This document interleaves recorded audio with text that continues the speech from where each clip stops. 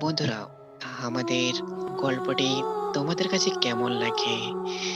যদি আমাদের গল্পটি তোমাদের শুনে ভালো লাগে, তাহলে আমাদের এই স্যাড স্টোরি ৬৯১ চ্যানেলটিকে অবশ্যই সাবস্ক্রাইব করে দিবা। আর পাশে থাকা বেল আইকনটি অবশ্যই বাজিয়ে দিবা।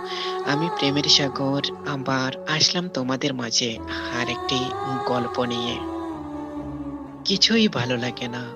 মাঝে মাঝে মনে হয় সবকিছু ছেড়ে দিয়ে কোথাও হারিয়ে যাই। আমার মতন হতভাগা হয়তো এই পৃথিবীতে কেউ নেই। কারণ দোষ না করেও আমি দোষী, খুন না করেও আমি খুনি। আমি যে তোমাকে বড্ড ভালোবেসেছিলাম প্রিয়, তাই জন্য আমি দোষ না করেও দোষী প্রিয়। যদি মাঝপথে আমার হাতটা ছেড়ে দিবা, তাহলে আমার হাতটা কেন ধরেছিলা প্রিয়? দুদিনের অভিনয়ে একটা মানুষকে মৃত্যুর মুখে ঠেলে দিতে পারে প্রিয়। কারোর জীবন নিয়ে খেলার অধিকার তোমার নেই। কারণ জীবনটা তুমি সৃষ্টি করোনি প্রিয়, জীবনটা সৃষ্টি করেছে উপরওয়ালা। তাই জন্য কারোর জীবন নিয়ে খেলার অধিকার তোমার নেই প্রিয়। জানো প্রিয়, ভালো তো সবাই বাসতে জানে, কিন্তু ভালোবাসা কতজনে ধরে রাখতে পারে? শত অবহেলার পরেও যে তোমার কাছে ভালোবাসার দাবি নিয়ে আসে, আসলে সে বেহায়া নয়, সে অনেকটা ভালোবাসা পাগল। তাকে কখনো কষ্ট দিও না প্রিয়।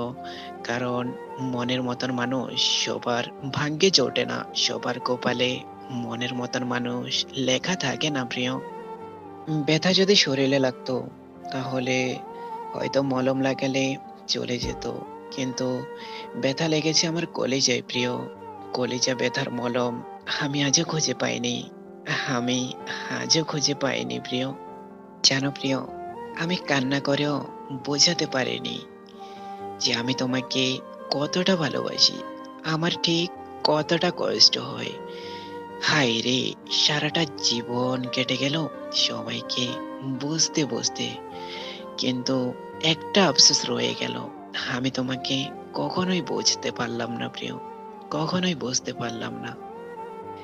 আমি অপরাধী প্রিয়, কারণ তোমার দোষগুলো যে আমার উপরে চাপিয়ে দাও, এরপরও আমার কোনো কষ্ট হয় না প্রিয়।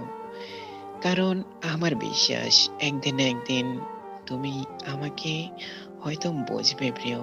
কিন্তু আমি সব সময়ের মতন ভুল ছিলাম প্রিয়।